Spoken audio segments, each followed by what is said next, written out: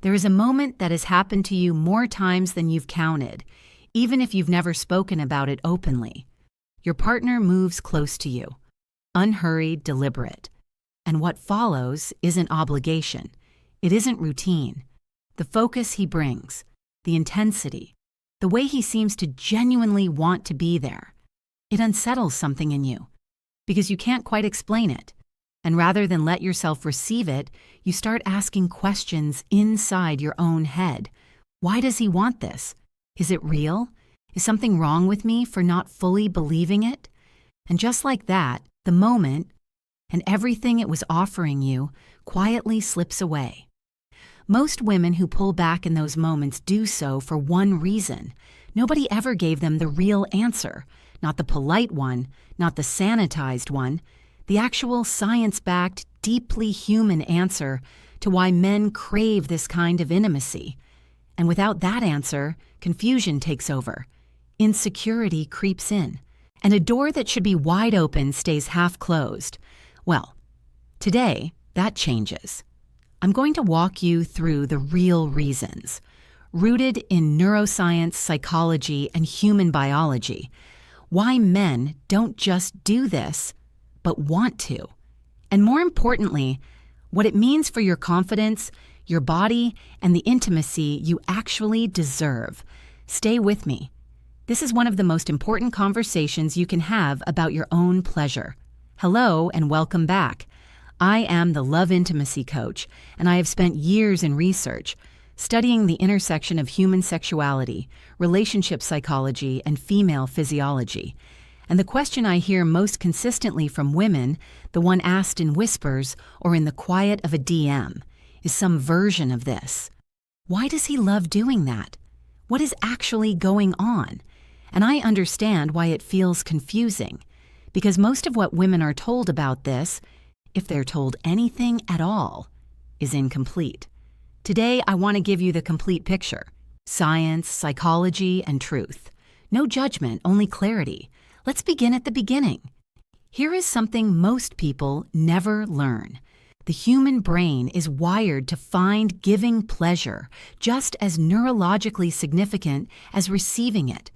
When a man engages in oral intimacy with his partner, his brain is involved in a rich interplay of neurochemicals, most notably dopamine and oxytocin. Understanding what these chemicals actually do explains a great deal. Dopamine is not, as it is often described, simply a pleasure chemical. Neuroscience has refined that picture considerably. Dopamine is more accurately understood as the brain's motivation and drive signal. It is what creates the wanting, the pull towards something meaningful. It fires in anticipation and pursuit, in the experience of going after something that matters. For a man who is genuinely invested in his partner, the act of giving her pleasure is not passive. It is active, directed, and deeply motivating. His brain is engaged, not just present. Then there's oxytocin, well established in research as a key bonding neurochemical. During sexual activity, oxytocin levels surge in both partners. It deepens emotional attachment and creates feelings of safety, trust, and closeness that words alone cannot manufacture. The act of oral intimacy, close, attentive, focused entirely on her, is one of the most oxytocin-rich experiences possible within a relationship. Research consistently shows that men who are genuinely invested in their partner's sexual satisfaction also report higher relationship satisfaction themselves. The act of giving is not separate from his own fulfillment. It is part of it.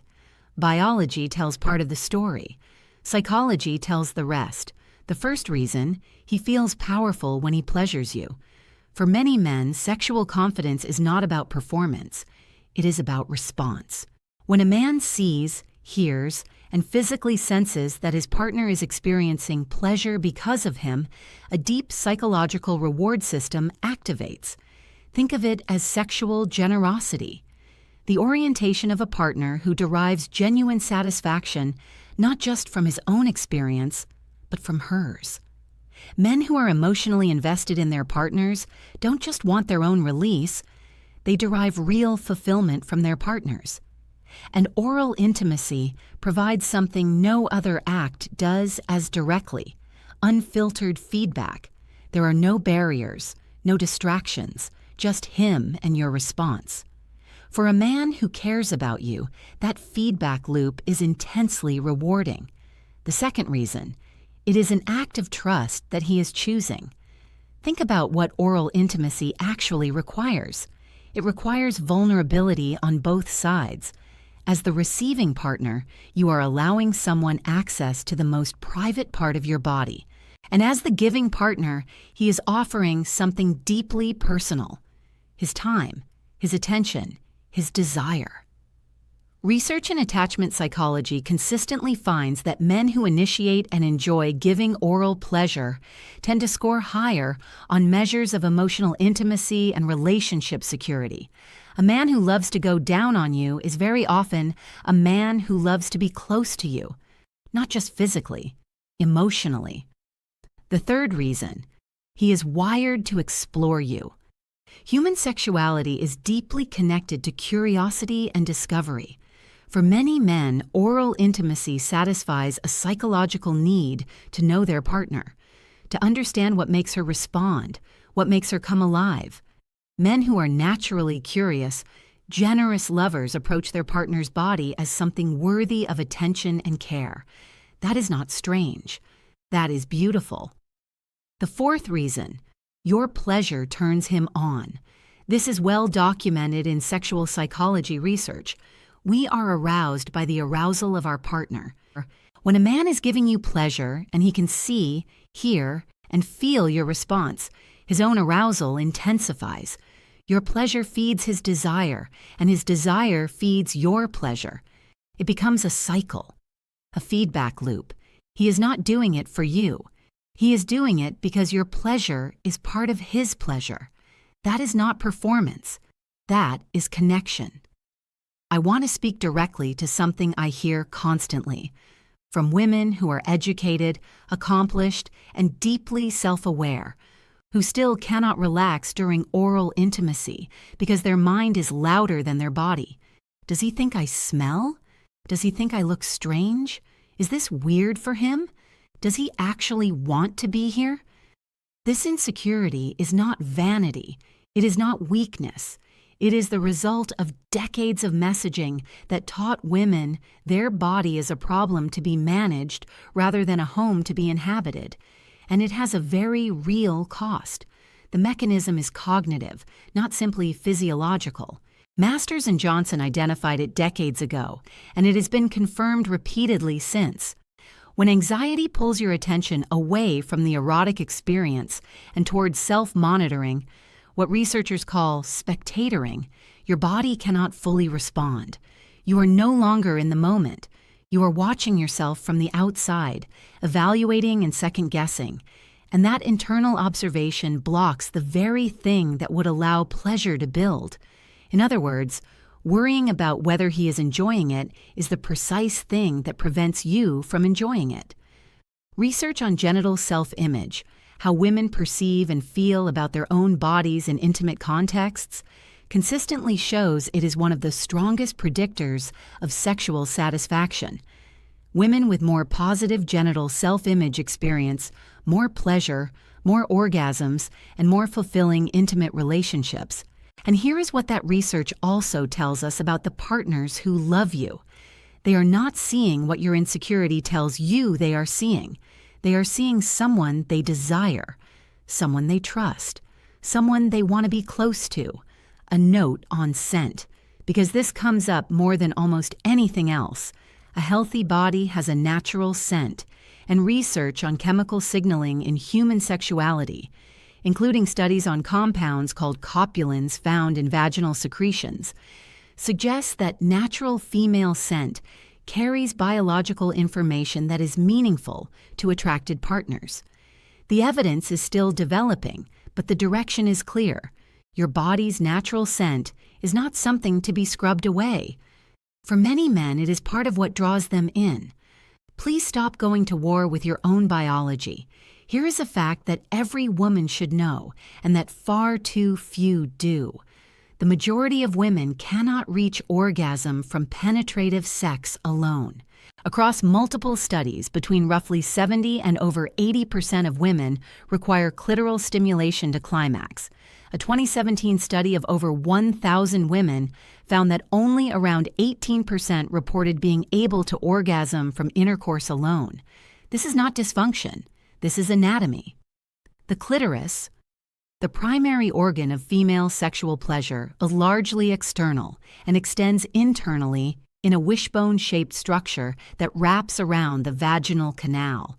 According to the first actual human count of clitoral nerve fibers conducted by researchers at Oregon Health and Science University in 2022, the clitoris contains more than 10,000 nerve fibers, concentrated into an organ smaller than your thumb.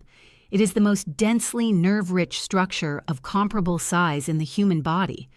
And for most women, it is simply not directly stimulated during penetrative intercourse.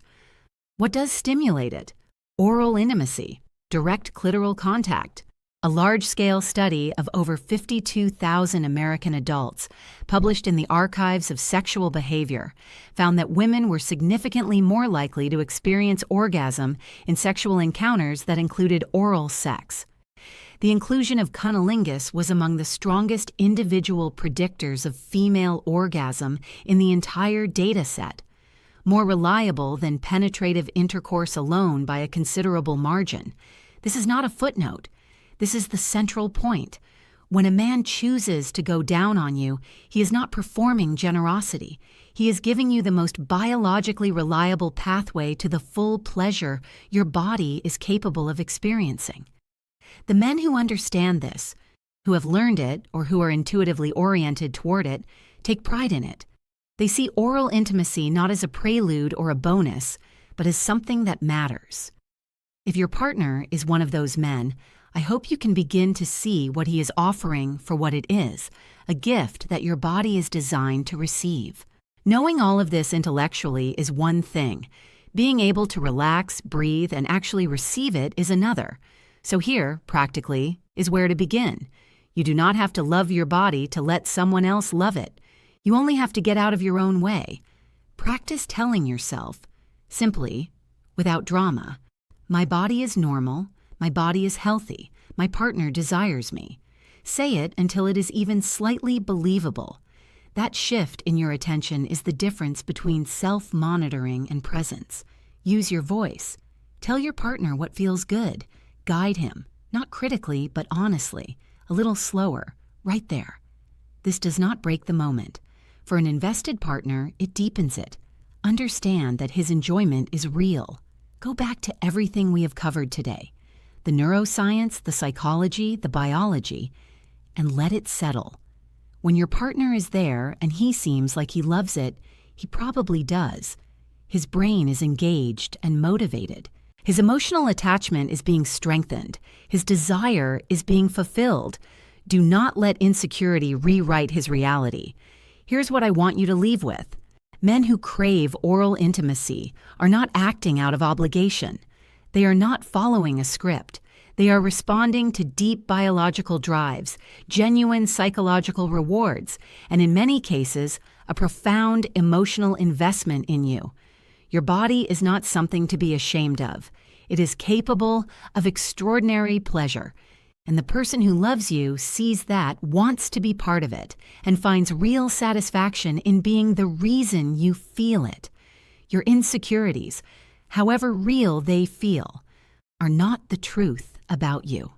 They are stories, and today I am asking you to set them down, just long enough to breathe, just long enough to let someone who desires you desire you. You deserve pleasure. You deserve presence. You deserve to be fully in the moments that matter. I'll see you in the next one.